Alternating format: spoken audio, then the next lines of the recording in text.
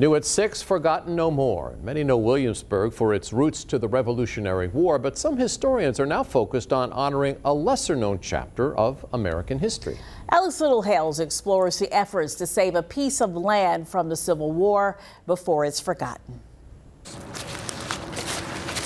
To the naked eye, historian Drew Gruber walks on a forgotten patch of dirt. We would have been standing in a wheat field.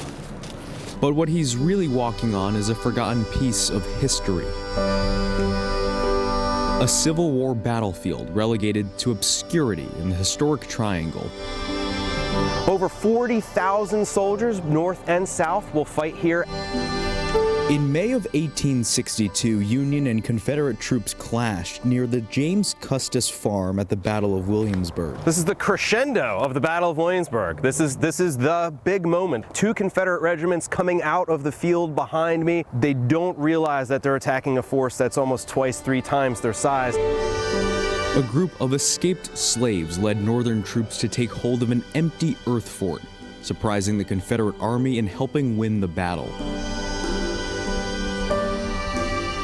The Union won the day because of the intelligence that the local African-American community gave. It starts getting the Union Army thinking about this idea of the war being maybe one of emancipation. But what was once hundreds of acres of farmland and wheat fields is now hidden in dense woods by the Colonial Parkway, inaccessible to the public, its history overshadowed by the city's revolutionary roots. Countless battlefields have relegated to obscurity because you don't have people getting together and making a deliberate effort to preserve these places.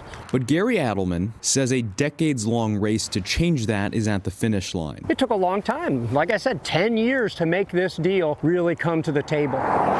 The American Battlefield Trust hopes to soon close on buying this land. A recent $4 million grant from the National Park Service brought total fundraising efforts to almost $9.5 million. It's a purchase that could transform this now private property into a peninsula destination. Adelman says the options of what that could look like are endless. Do they want an extensive series of trails here? Do we want to restore the wheat field around here to show people what it looked like at the time of the battle? Preservation, restoration, interpretation will all happen in the months and years thereafter. A different vision for 245 acres of undeveloped land. So maybe this forgotten battlefield can be remembered once again. And it's pristine, untouched. This is why it's eligible for the National Register. People have heard of Gettysburg, but they haven't necessarily heard of other battlefields, starting to be the type of a place that could be a destination. In Williamsburg, I'm Alex Littlehales for 13 News Now.